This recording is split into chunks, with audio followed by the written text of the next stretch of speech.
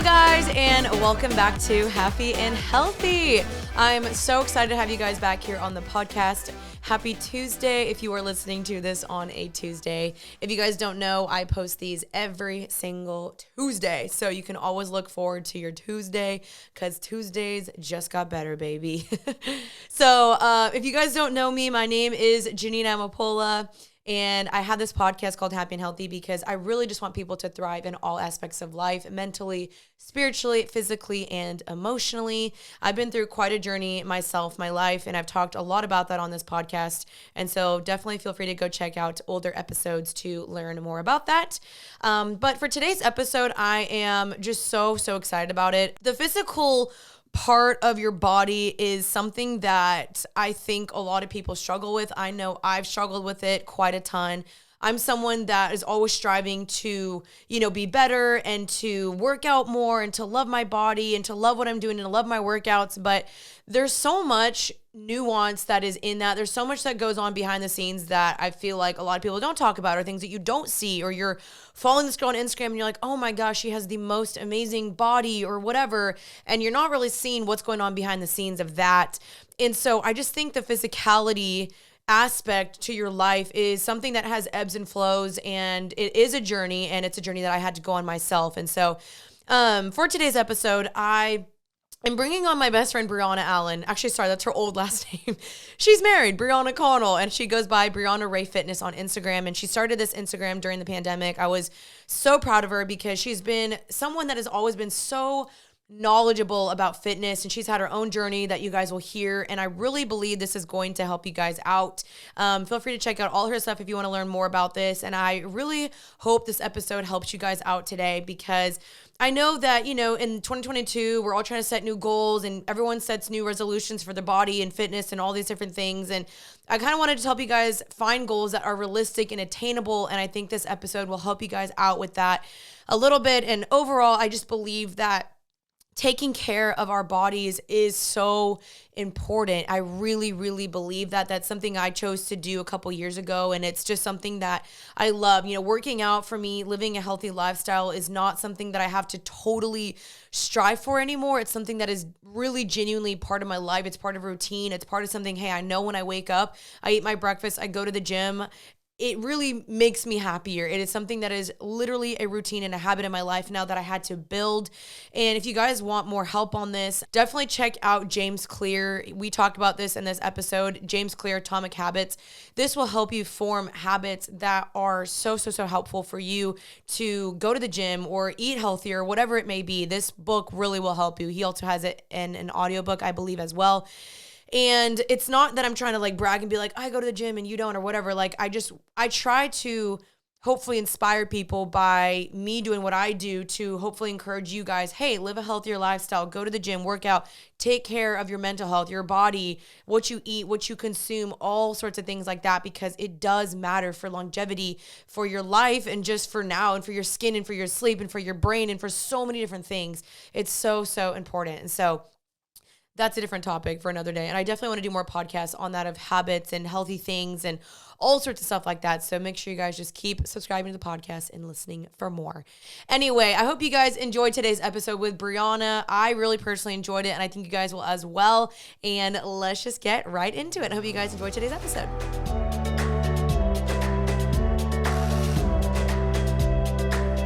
All right, you guys, welcome to Happy and Healthy. I am your host, Janina Amapola. This is season 3 of Happy and Healthy.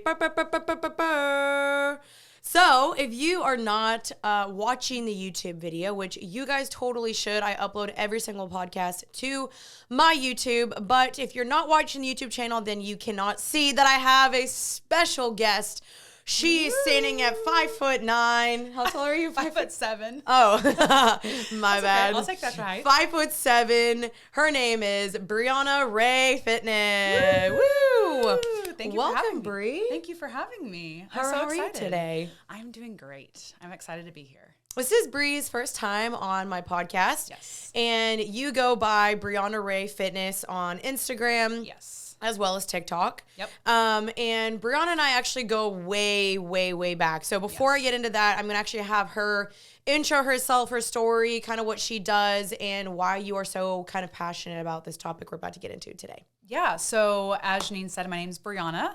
I go by Brianna Rae Fitness on Instagram and TikTok, and I am a personal trainer, online fitness trainer, and I'm really, really passionate about helping women to create just their ultimate best lives in fitness and health, and getting them to those goals. And so with my programs that I have and my clients, it's all about creating their best and their healthiest life and living their best life that they can. Because I think a lot of times in this day and age, everyone's trying to lose this weight or gain this weight or what it may be, but it's ultimately about creating your best and ultimate life.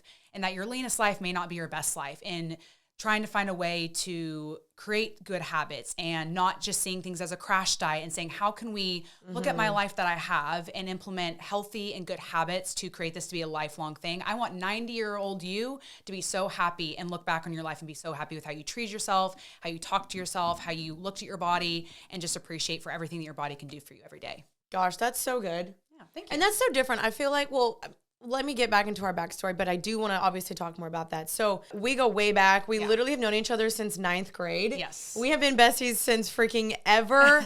And then I moved back to Dallas and we literally live 3 minutes away from each other. Yeah. It's great. I always say I can throw a pebble and hit her house. So she's nice and close. It's so good. But so we go way back, but you recently started your fitness Instagram during the pandemic. So tell us the journey of that and kind of how you got into it. Yeah, so I always wanted to start a fitness Instagram, and it always was the excuse of I don't have the time, I can't do this. And then the pandemic hit and I was like, well, I have nothing but time. So if that was my excuse, now is the time to start it and see if there's something I really, really want to do. And so I started posting, and I just loved getting to connect with women and show them that you don't need to fear carbs. You need to, you know, working out is a way to appreciate what your body can do, not a punishment for what you ate the day before. And so I really enjoyed being able to share my journey with others and then connect with others and help them with their journey. And so over time, I was like, this is what I want to do forever. I want to help women forever with this. And so that eventually evolved into being now my full-time job and what I help people every day with. That's amazing. And I feel like you've been on a journey yourself with your body image and fitness. And can you tell us a little bit more about how you got into it? You know, you used to do weight training, competitions or bodybuilding competitions. Right. And then now what is your background? Because I know you've been studying and stuff. So tell us more about that. Yeah. So my story behind my fitness journey is kind of a long one. I grew up with parents who were super active and very much, valued healthy food, but I wouldn't say they had the healthiest relationship with food. It was always a talk of oh, I'm so fat, or, oh, I shouldn't have eaten that, or, oh, I ate that, so I'm going to make sure I do XYZ tomorrow. And so I don't think I had the best model of a healthy relationship with food. And so for a long time, it was all about running and doing as much cardio as I could, eating as little calories as I could. And then I got into college and I saw this Instagram account. Her name's Jamie Easton Middleton.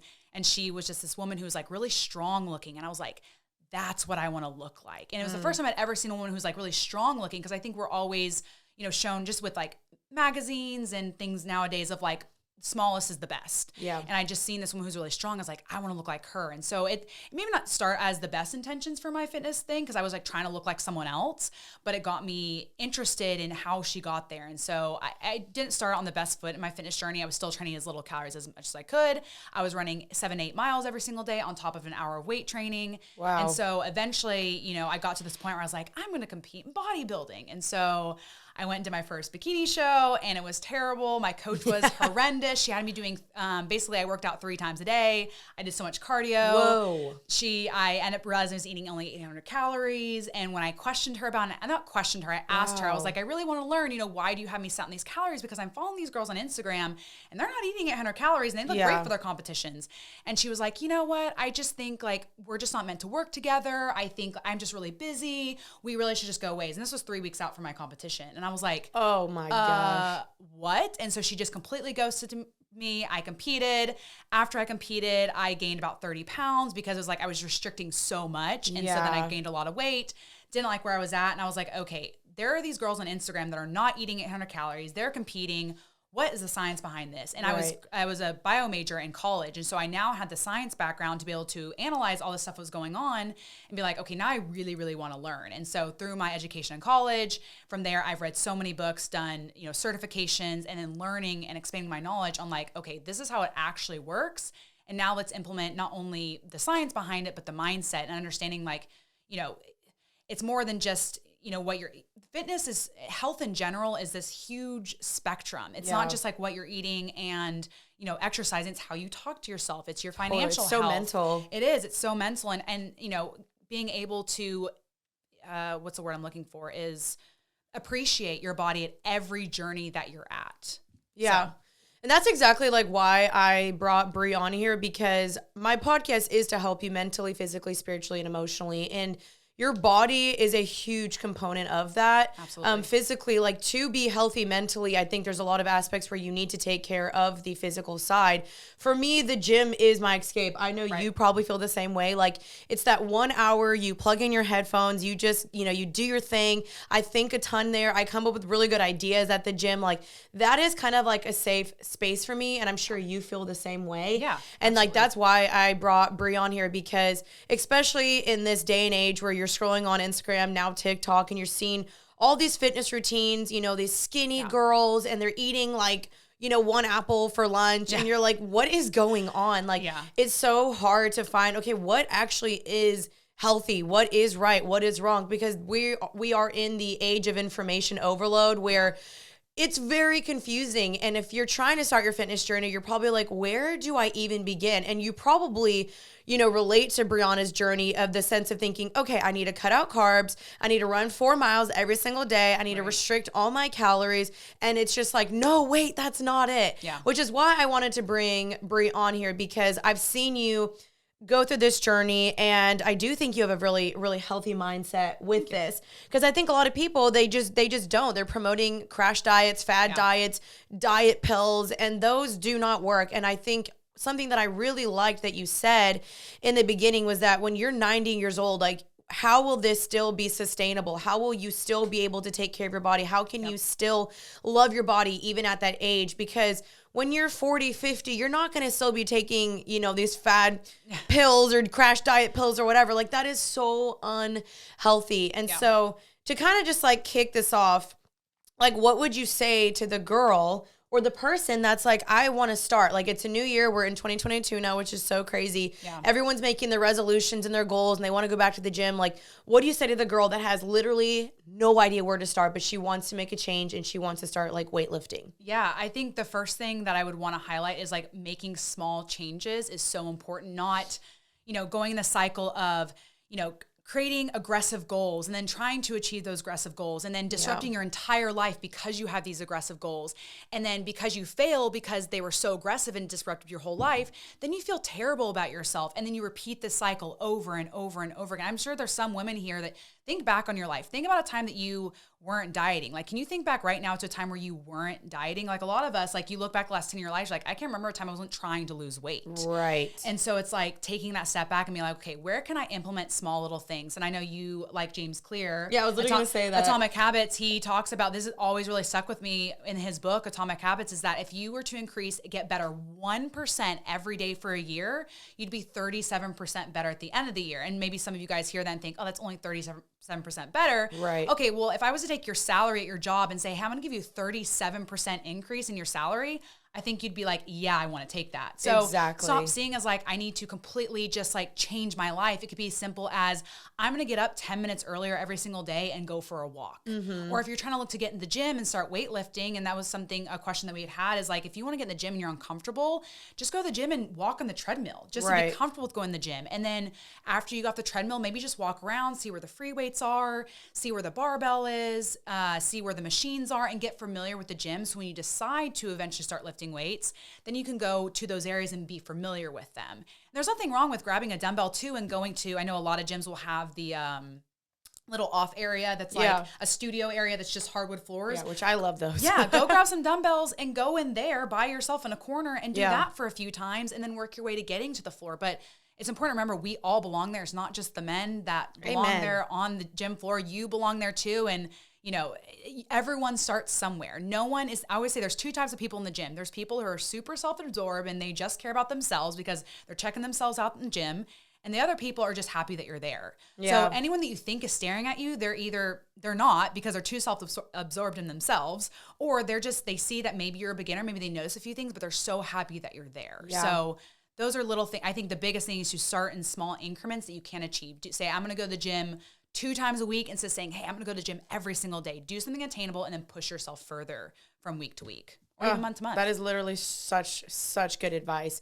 Because I mean, if I look back at myself too, like I was the girl that started going to the treadmill, or I started by hiding in a room, and now I've gotten to the point where I'm like, I don't care if there's 5 or 6 men in the weight room, like I'm still gonna go. But like just how you said, like that took time, that took increments, that took small like boosts of confidence where I'm like, okay, I can do this.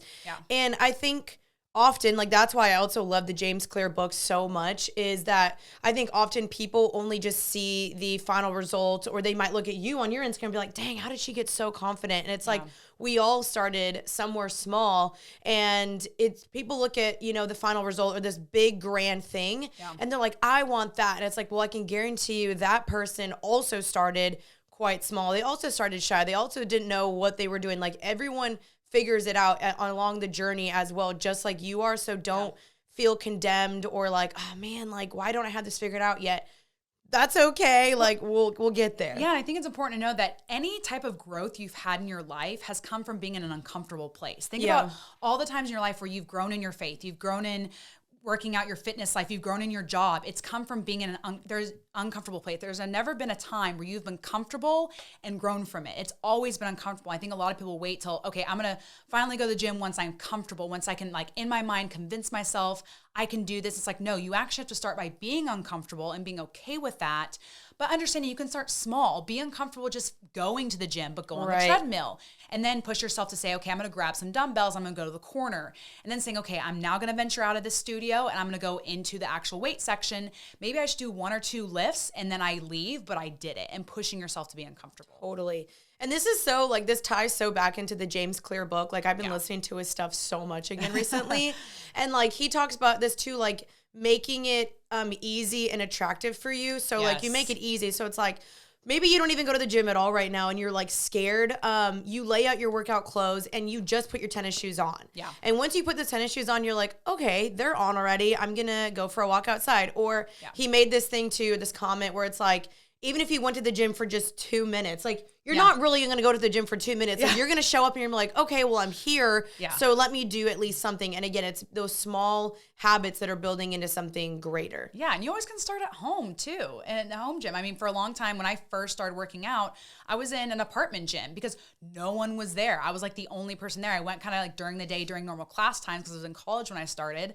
And no one was there, so it was comfortable. And then occasionally, you know, I'd see people come in. It was kind of like the slow introduction of like, okay, people are going to be around me when I'm working out. And then I eventually moved to the rec center and became a lot more comfortable with it. So again, it's just taking those baby steps, but understanding each little push you give yourself is going to be uncomfortable, and that is okay. It's good to be uncomfortable in life because that means you're growing. Amen. Okay, that's such a good point. I absolutely love all of that. My next question for you is, what do you say to people who are just simply so unhappy with their body? They're looking at people online and they just want to make a difference. What do you say to someone that's like really struggling with like body image and confidence, and they're like, I just want to make a difference, but I'm scared, or I just hate my body? Because, you know, people again could look at you on your Instagram and be like, dang, like she has the best body. I bet she doesn't struggle with body image or insecurities. What do you say to those types of girls? First, and when you said that, I kind of like laughed because I'm like, oh my gosh, like that I don't struggle. But it's accepting your body at every journey that you're at. The fact that, you know, you are alive and able to listen to this podcast right now, like that is something to celebrate. Amen. You know, if you are able to walk outside, the fact that you're able to move your legs, you know, if you have legs, if someone's listening and doesn't have legs, maybe you have arms, like there's so many, our bodies are constantly fighting at every moment, every day to keep us alive. That's the whole intention of your body, is to maintain homeostasis so that you stay alive. And so it's just a miracle that you're alive and able body. And if you don't appreciate your body and what it does for you now, you losing 50 pounds, you gaining some muscle, whatever your goal is, you won't appreciate that because it won't be enough. Right. So finding yourself and being like, okay, like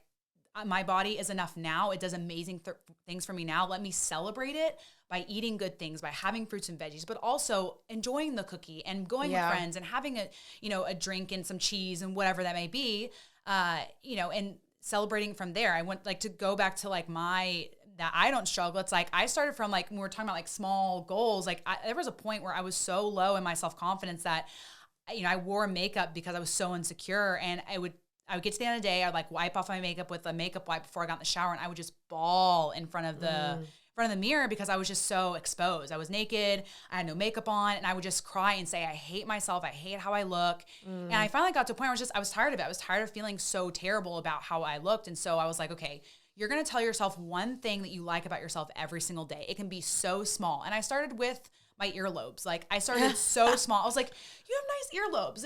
You have good surface area to, for your piercings and you do have good earlobes. Thank you. So I started small. And then from there, I was like, you know what? I really like my brown eyes. No one else in my family has brown eyes except my 2 grandmothers. So it was really special that I had brown eyes. And so from there, I slowly started telling myself things I liked about myself, and even got to a point where I was like, it wasn't things that I actually necessarily believed. I'd be like, oh, you have really nice hands. I'm like, I don't really think I have nice hands, but I'm just gonna start telling myself that. And over time, it just grows. And so when you start to, affirm yourself a little bit and having that positive mindset, it changes things for you. And so over time, I grew in confidence. And there were things that, I still have insecurities now, absolutely. But I grew over time in saying, okay, I can appreciate these things. There are nice things that features about me, or, breaking out of the physical and saying like, hey, I'm a kind person, or I'm a generous person, or I do this and that, and breaking out of that physicalness. So I definitely started a low place and still have insecurities, to this day, and they'll never go away. That's the thing, is they won't ever go away. We have social media, we have things to compare us to, but whenever that negative thought comes in your mind, striking that thing down and just saying like, no, this is why, XYZ is amazing. I have all these great things about me, and not focusing on those things. Yeah, that's such good advice. I've had to do the same thing in my journey because, same thing with me. I grew up and just hated myself and so many different things. And it was weird because I feel like growing up, I would look at you and I'd be like, oh, Brie has the best profile and she has the best hair and I literally would think all these things, yet I would hate myself, and we would probably grow it comparing ourselves to each other. And I would think the same with you. I would be like, oh my gosh, she's got everything, blah blah blah, and envy you the same way, which is just so crazy. It's all relative, and it is. I really do think you just have to learn to love the body that God gave you, because He doesn't make mistakes. He didn't make you that way for an accident. He didn't accidentally slip up on His paintbrush. He purposely drew the paintbrush that way on your body. And I think it's just so hard for, this day and age when you're looking at these girls on Instagram and they have the perfect curves and the perfect waist and it's so snatched, and it's you don't know what it took for her to get there. She may be naturally like that, which is just great. Lucky her. But for some of us like me, I have to work for a body. I do not naturally wake up and I can eat whatever I want and I'm looking snatched. I have to work for it. And is that how it is for you as well? Yeah, absolutely. And I also think this quote that I don't know exactly how the quote goes, but it's just a rose is really, really beautiful and Christmas lights are really beautiful, and neither of them look anything alike. So remembering that we're all going to look different, but there's different, beauty to us all in different ways. And it's maybe you're the Christmas light, maybe Janine's the Christmas lights and I'm the rose, or vice versa. But it's we're both beautiful in our own different ways. I love being a Christmas light in our own different ways. And so recognizing that it's just we're all going to we're all just different in a different type of beautiful. And some people prefer the Christmas lights. Some people are going to prefer a rose, and some people may like lilies instead. And it's completely neither of what me and Janine are. There's a totally different body type that they are going after, or look they're going after. And that's okay. There's no way to please everyone and anyone. And so that's why it's really just you against you and being the best version of yourself. All good things. Loving this so far. I want to just get really, really practical though. So if someone is hey, I want to lose 20 pounds, gain some muscle, where do they go? Do they hire a trainer? Do they buy a program? Do they start just tracking macros? Where do they start? Yeah. Because it's very overwhelming. Yeah, absolutely. And, you can start on your own and do it yourself. You obviously can hire a coach and have them help you. But the basis of starting for weight loss, plain and simple, is being in a calorie deficit. You have to consume less calories than you are expending if you're wanting to lose weight. As far as strength training, there's plenty, again, you can hire a coach for that. There's plenty of programs out there. Just starting somewhere is better than nothing. There's plenty, I'll be honest, being a trainer, I go to the gym and I see plenty of people doing, the wrong thing in the gym, but some of them are men, but they're super jacked. You know what I mean? Yeah. So it's you don't have to get it exactly perfect to make progress, especially if you're a beginner. The stimulus of going from not doing any training to just curling a dumbbell, even if you're doing it completely wrong, is a huge stimulus change from nothing to something. So just going into the gym, picking up a weight, picking a program, hiring a coach to help you with the training program is going to be super, super helpful. So again, there's apps that are out there that you can use. There's programs that you can purchase and buy. And then again, from the losing the weight standpoint, it is mainly about nutrition. It is calories in, calories out. And so you can create more movement. You can, consume less calories. And so you would essentially be starting tracking calories. Now I know everyone wants to track calories, but it's kind of like budgeting your money. Can you save money without budgeting? Absolutely, you can. You can stop going out to eat as much. You can maybe stop going and getting, your Starbucks latte to save some money. But maybe you'll start spending money elsewhere that you're not realizing. So tracking your calories can be really, really helpful because it gets you from point A to point B a lot faster. But that might just not be where you're comfortable at starting. And instead of thinking of like, oh, I need to take away things, maybe think of like adding things. Let's add fruits and veggies to our diet. Let's add fruit. Let's add protein to, every time you eat, think about having a high protein item in your meal. So instead of thinking like, oh, I need to restrict and take things away, think about how can I add things that'd be really, really valuable for my life if you're not wanting to track calories. That is such a good, like, healthy mindset too, because I feel like when you're trying to start your fitness journey, you just keep thinking like, okay, I need to start myself. I need to eat this. I need to remove all sugar. I need to get rid of everything in my pantry and start from scratch. Right. Which maybe for you, if it's like out of sight, out of mind, that's helpful to remove stuff out of your pantry. Like for me, if I see the chocolate, I'm going to eat the dang chocolate. However, you let yourself have some chocolate every now and then. But I do think that's really important that you said that, to add versus just taking away, because then you feel like you're having to give up your like favorite things and you're like suffering to do this journey. And I feel like that just creates like an unhealthy mindset.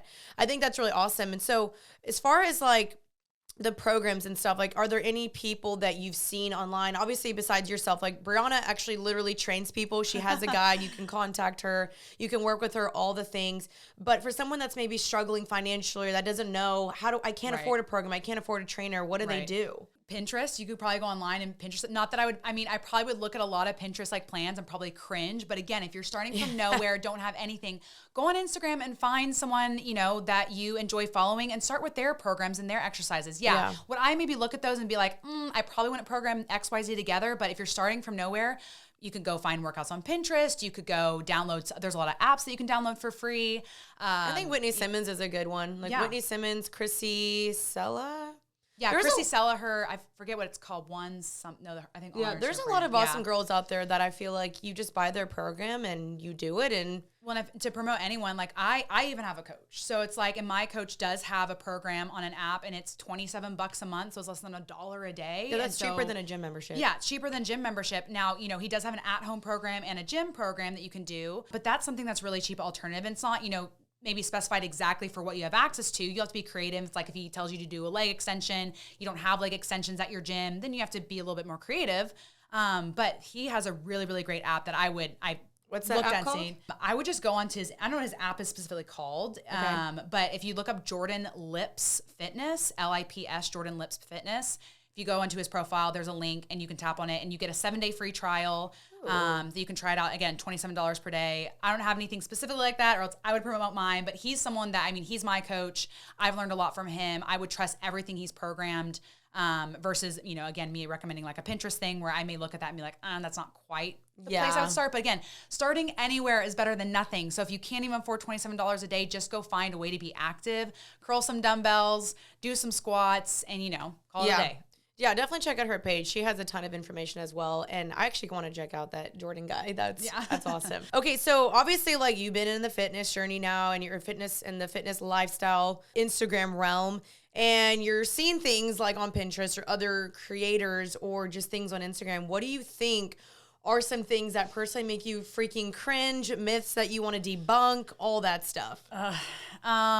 Gosh, so many things. I could spend all day here like going through different myths, but I think like the first one that really irks me is like glute activation is what a lot of people do with like a booty band, and it's like you don't have to activate, your glutes work, you know what I mean? And so it's like the fact that you're able to get up out of bed, that was your glutes working. When you went and sat on the toilet and went pee this morning, that was your glutes working. Your glutes work, And so I think a lot of people are doing an exercise wrong, and they think, oh, if I like activate my glutes and get them to burn, then when I go into this exercise, they'll burn. And so I'm getting the sensation, and sensation doesn't always mean everything. So glute activation is a big one. Instead of glute activation, focus on your form and doing the exercise well, and then you'll be using the muscles you're supposed to be using. Other ones are like cutting out carbs or can't eat after 6 p.m.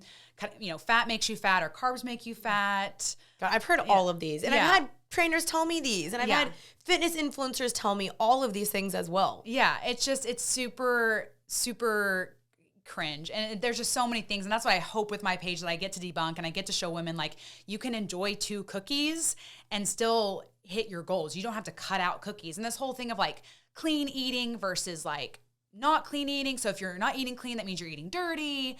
Or like, I think another one too is like people are saying like, oh, I need to eat natural. And it's like, well, death is natural, but like that's not a good thing. You know, like cyanide is natural. And it's like, that's not a good thing. That'll kill you. It's poison. Right. So it's like, just because something's natural doesn't mean make it safe. Just because something's unnatural doesn't make it not safe. So it's like, that's another one too, is like people recognizing like the words that they're using for their choices and how they talk to themselves. I mean, again, You've also talked about like good versus bad food, of like people saying this is a good food or this is a bad food. Like talk more about that. Yeah. So I think a lot of people say this is, again, like you just said, a good food and a bad food. And I like to change that language. It's like there's nutritious foods and there's more nutritious foods. Right. When you're eating that cookie, when you flip the back of the packet, there's a nutrition label on there. It's providing you nutrition. Now, is it providing you as much nutrition as the broccoli that you're eating? The broccoli is going to have a lot more vitamins to it. The cookies may not have that many vitamins to it. It may have, some that I can't think, chocolate has some good benefits to it, but it's really switching your mindset for saying, oh, when I eat the cookie, that's bad. And you're putting this negative, telling yourself that you're bad for eating this and creating this negative association with food, when really it's like, hey, the cookie's not as nutritious as having the broccoli, but I had a couple servings of vegetables today. I would enjoy this cookie, and not everything I have to eat has to be so incredibly nutritious all the time for my body. It's like, that's actually really healthy that you're enjoying the cookie, because again, like I've said earlier in the podcast, is health is this whole thing, and it's having a healthy mindset and a relationship with food. So for some people, not having the cookie is the healthy part of their relationship with food. For some people, you need to have the cookie to have a healthy relationship with food. And so balancing and saying like, hey, I'm not having bad foods. I'm just having some less nutritious foods right now, but then I'm going to go enjoy some fruits and vegetables which are more nutritious. Yeah. I guess it's like all about verbiage, which is really cool. And I do think it is different for everyone. Like I am definitely someone personally that I love to eat a ton of fruits and vegetables, but I also need my ice cream. I need the popcorn, whatever. However, I notice with my body, if I don't eat more nutritious foods like fruits and vegetables, or if I eat too much dairy, my skin breaks out. I'm super bloated. I get a little gassy. Like it's my body reacts poorly to that. And I've also trained my body for such a long time that when I do add back in dairy or a ton of sugar or other things, my body reacts negatively now because I've trained my body for so long that, hey, we're not going to eat, this processed whatever. But I do think that it's so important for me and you guys listening to still have the balance. Like if I go on a vacation, I'm still going to have the margarita. I'm still going to have the cookie. Right. But it shouldn't be something that I feel like you should incorporate every single day. If you want to have a cookie every single day, that's totally fine. You know what I mean? I have some type of sweet treat every single day. And something that you talked about earlier, you're like, I keep the chocolate out of my house because it's tempting. And for me, I did that for a long time, but then I would find myself being like, oh, fruit is nature's candy, which like it is. Yeah. But to me, I'd be like, okay, fruit is nature's candy. Like, don't think about chocolate. And I would go eat some strawberries, and I eat an apple, and I eat an orange, and then I eat a banana, and I would end up eating 1,000 calories in fruit. And then I realized, I was like, you know what? For me, this has been really helpful, is I lean into my cravings. I'm like, okay, I crave a cookie. I'm going to go have the cookie, and I'm going to move on with my day. I'm going to stop thinking about it. And so I'd realize if I just had the cookie that was 170 calories, I would have eaten the cookie and then moved on with my day and not felt like this whole need to keep consuming. And so there's finding that balance. Again, like you said, you don't react well to dairy. I react totally fine to dairy. I grew up with really, really problematic skin, but I grew up in a family that was all organic, no dairy, no sugar. And people told me for years, they're like, you have to change your diet for your skin to get better. That was not my case. Mine was very hormone based. So I'm not saying like changing your diet can't help with your skin. For some people, that's the case. For others, it's not. And for you, that was the case. Yeah. It was your diet. For me, that was not the case. I got on birth control. It majorly changed the game with my skin. It helped with my hormones. It was never how I ate, because I grew up cutting out all of those things in addition to like no sugar, no dairy, and it was all organic too. And so my mom homemade a lot of things too. Like if she couldn't find something that had no sugar in it, she would home make it. And so I just, again, it's going to be different for everyone how you react to food. Yeah, that's so true. I do think that's the hardest part about the fitness world is that everything is so subjective. Yeah. And it's hard because it's not a one size fits all. And I think that's why I've always recommended to people, like, I know it's hard financially, but like for me, I got a nutritionist because sometimes what works for Brianna does not work for me. Like I've tried to do the calorie counting and the macros, literally did not work for me, which is probably why I don't see as many results as Bri does, because she's very consistent with that, which I'm not. Like I just like to work out and eat like quote unquote clean, I guess you could say. Yeah. But I was struggling with food for a very long time. And so I had to get a nutritionist, which was super, super helpful. So if you're ever like really, really struggling, like I know that this could be touching upon, you know, trigger warning, eating disorders or things like that, that really could be detrimental to your health and to your body. That's where I'm going to recommend, you know, seek professional help, seek out a nutritionist, seek out an RD, registered dietitian, absolutely, someone to really help you with that, because you know, we don't have the answers to all the things you're struggling with a lot of the times too, which I have other podcasts on. I interviewed my nutritionist. You can go check those out. We talked about the connectivity with your emotions as well as food and fitness, because it's all intermixed. It's all intertwined. If your emotions are off, you're going to go and binge the cookie, and then you're going to go to the gym and hate yourself because you're trying to burn off the cookie, and it's all like a web. Yeah. And so you really just have to make sure the mental aspect of it is clear and good and healthy, because it does affect a lot of other things. Yeah, and I think a lot of time people try to take emotions out of food, and it's like food is emotional. It's it's cultural. It's how we connect with people. It's memories. It's friends. But it's changing it so that way the emotions don't control you. It's enjoying your food with friends and having that emotional connection. But then, you know, again, taking away those terms of good and bad food so that we're not having this negative emotion to things, and then going out and saying like, oh my gosh, I'm so terrible. Let me go work out and run 5 miles, and associating, you know, exercise is a bad thing. And then you hate exercising because you've created this negative space around it. And because you create this negative space around it, then you go back to binging again, and then you feel bad. And it just creates this cycle instead of seeing as, you know, working out as a celebration for what our body can do.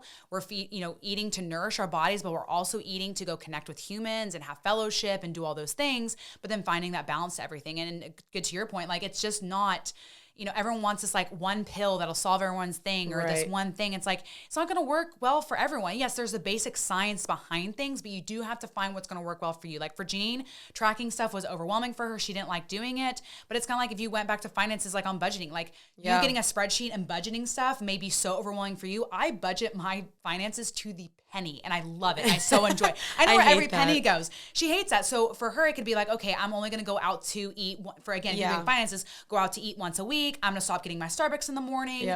I'm going to, you know, start shopping at Trader Joe's instead of Whole Foods because it's a little bit cheaper, and doing things like that. Yeah. Will that maybe take her a little bit longer to save money? Sure. But she's enjoying her life. She's happy, and she's still able to save money. So it's finding that balance of what works for you, when other people are like, no, I'm fine with tracking. I'll get results a little bit faster. It works for me. I'm fine with it, whatever that may be. And so finding that balance of what works for you. And that's kind of what the great news is like that there is something different for everyone. Yeah. I feel like a lot of people see that as a downside, and it's like, what if it was one size fit all and you couldn't do X, Y, Z? Well, then you're screwed, because it is only one size fits all. But the great thing is you get to create your life how you want to create it and find what's going to work for you. And it's trial and error. Don't be down on yourself when you try something and it doesn't work. Totally. Go back and reassess and say, okay, why did X, Y, Z not work? What could I try differently? And see the experimental, and don't see it as a failure. There's only, you know, winning and an opportunity to grow. There's no failing. So as long as you always see it as a win or an opportunity to grow, you're not ever going to fail. That's so freaking good. And I think too, like, something that I've learned too is that it is building healthy habits. It's consistency. It's time. I think so many people want to see this overnight. Like, why is my butt not big yet? It's like, you've been doing this for 2 weeks. Yeah. And so it is take a lot of time. And Bri, I mean, when you watch her page or her Instagram, like, you'll see that it is like a lot of consistency and really just pushing yourself harder, you know, you overload, progressive overload, all that stuff. But too, I feel like maybe you don't want to do weightlifting. Like for me, I loved doing workout classes. I do weightlifting 3 times a week, and then I'll maybe do like a sculpting class and a bar class. Like that's what works for me. And I personally love that. That keeps it fun, but I still love weightlifting in the mix of that. Yeah. For Bri, she may just want to do full on weightlifting. And so find things that work. And I love that you said it's trial and error. There's no wrongs or loses because you found out, okay, that wasn't good for me, and now I'm going to try something else. Yeah. And when it comes to, you know, I want if it's just focusing on being healthy and fit in life, like go find something you enjoy. But don't go do yoga, expect your butt to grow if you're trying to grow your glutes. Like, understand there is certain things that are going to work for certain goals you have. But if your base is like, hey, I just want to be active and feel good, find something that you love and enjoy. Rock climbing, rollerblading, bike riding, soul cycle stuff, like whatever it is, find what you enjoy. And then also, I love that you implement at least 3 times a week strength training, because I don't think a lot of people realize, like, as you get older, you're going to lose muscle, and like strength training is kind of the fountain of youth. You know, the other day I went travel with my mom, and she had her carry-on and she was lifting it to put it in the overhead compartment, and she couldn't lift it over her head to put it in the compartment. Wow. And so I had this honest conversation with her. I was like, I really think we need to implement strength training, because I don't want, you know, my parents are a little bit older. You know, if my dad was to fall down, like, she can't pick him up. There may be a time where she falls down and she can't lift herself up. And so I'm like, I want you to be able to, at least at minimum, put your 30-pound bag overhead into a compartment on your own. You know, there's so many different things. I'm like, Mom, if you were to squat down, would you be able to do a body weight squat? She's like, oh yeah. I'm like, parallel, like where your, you know, thighs are across. She's like, probably not. I'm like, you know, you squat every day when you sit on the toilet, when you sit on your bed. There's so many different functions that you do in strength training. So implementing that into your life is really important in some way, just so that way you're always, I always say, like, I always want to be able to sit myself on the toilet by myself for the rest of my life. You know what I mean? I don't ever it's like such a simple thing. I don't ever want to have someone help me sit down on the toilet. And so, like, implementing strength in some way, whether that's just body weight or at least being able to do a little bit extra weight than body weight, is so healthy for you. So you keep your bones strong, especially as a woman, because we get osteoporosis. Ugh. And then also as you're, struggles being a woman. Yep. And then also, you know, you lose muscle as you age. So keeping that muscle so that you're able to just go for a walk, you know, live on your own, maybe not needed,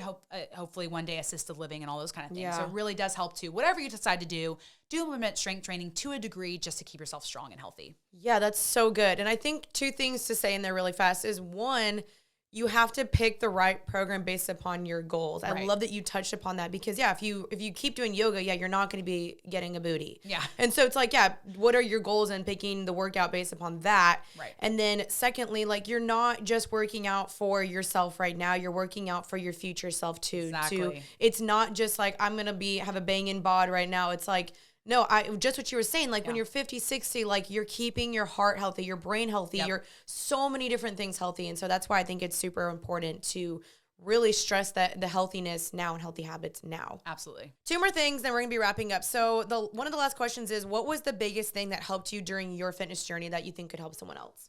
I probably said this a million times in this podcast, but like, baby steps, taking things in baby steps, and honestly curating.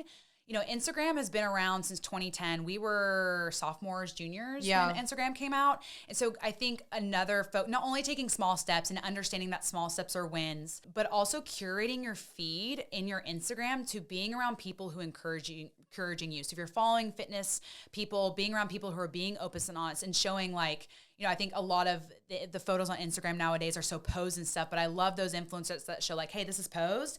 And then they go like this, and you can see that they have tummy rolls or they have cellulite. And so for me, it was like really inspired. It really helped me to curate my feed to be like, okay, I want to see people, since I'm on social media so much, people that encourage me, people that show me what's real life. And so I think curating my social media super, super helped. But I think even more than that, which is starting in baby steps. And then whenever I failed, I didn't see it as I failed. I saw it as a learning opportunity. And that really, really helped just to kind of jumpstart my fitness. That's so, so good.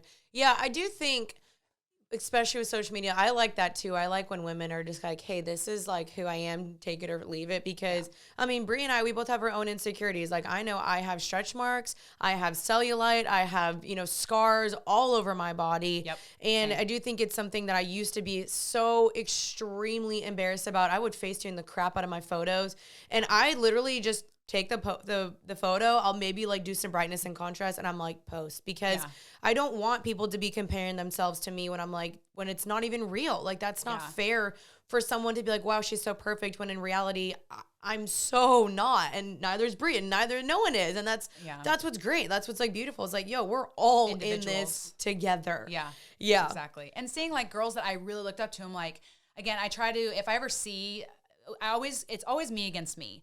But there are women I found like, wow, she looks great. Like, she's kind of a source of inspiration maybe. But then seeing, I'm like, oh, wait, she still has cellulite, and she's like 15% body fat, like, yeah. whoa. So it's always like, it was always going to be a thing. So it's like becoming like having those people on my social media feed where they keep it on. So like, yeah, I am maybe at this body fat percentage and I do this X workout, whatever, but it's like, I still have cellulite. I still have rolls. I still have stretch marks, and that's completely normal, and understanding that that's normal. Yeah. I love that. So good. Okay. The last question I'm going to ask you is, what keeps you happy and healthy? What keeps me happy and healthy? I mean, number one, and I mean, the whole thing behind your platform is Jesus, is Amen. God. Absolutely. I mean, I wouldn't be where I am today having the positive relationship I do with myself and in my journey if it wasn't for him. Apart from probably the obvious of that, what keeps me happy and healthy is living my best life. And I know that's like such a broad term and hard to define that, but it's like looking at my life and saying like, hey, what is I work out, and what's a balanced way that I can be working out where I still get to enjoy my life, but I also get to feel active and feel really, really healthy. What's a good balance of I'm eating the veggies because they're good to me, but also I want to enjoy these 2 cookies, and finding that balance of where is that sweet spot of what's my best life, not yours, right. My best life. And so that's what keeps me, aside from Jesus, that's what keeps me happy and healthy, is finding my best life and where I am fully enjoying and putting up the boundaries for mindset or even with friends or commitments. Again, the whole, like we've been talking about this whole podcast, the whole spectrum of health, where is that sweet spot? So that way I can just be living my best life. Oh, that's so freaking good. Thank you. I think this podcast is going to be really, really helpful for some people. And maybe you're listening and you're like, okay, wow, that really resonated or spoke to me. And feel free to leave a comment on the YouTube page or my Instagram or her Instagram. So Bri, thank you so much for coming on. Thank you for You having literally me. like have always been someone that I've just been like, she is so knowledgeable. You like my whole fitness journey, I'd be like, Bri, help me. Did I ever stick to it? Probably not. But okay. You seriously have been like so smart and so helpful. And I would always look up to her and be like, dang, like Bri's running 5 miles today. And I just sat around and ate a bag of chips. So I'm inspired by you and proud of you for starting your Instagram and helping people. And I think the commonality that both you and I have is 1, Jesus, and 2, that we love to help people. We love to help women. We want to help people also have their best life. And that fulfills us, and that spurs us on, and that keeps us going to do what we do. And so I really hope you guys enjoyed today's episode. Please leave me a review if this was helpful. Bri, let them know where they can find you, your Instagram, all that stuff. Yep. You can find me on Instagram at Brianna Rae Fitness. Brianna is with an I and 2 N's. Rae is R-A-E. I also have a website, BriannaRaeFitness.com. It's the same, Brianna Rae Fitness, for TikTok as well. If you have any questions about anything on this podcast, please DM me. My DMs are always open. I'm always here to help answer any questions, myths that you have. As Janine said, we are just both really passionate about helping women. Yeah. And so I want to do that for any of y'all who have any questions. Awesome. Well, thank you so much. And I will see you guys again next Tuesday. Make sure you guys go check out all Bri's stuff. She will be definitely very helpful. She's helpful for me too. And thank you guys so much for listening. Until then, stay happy and healthy. Bye, guys.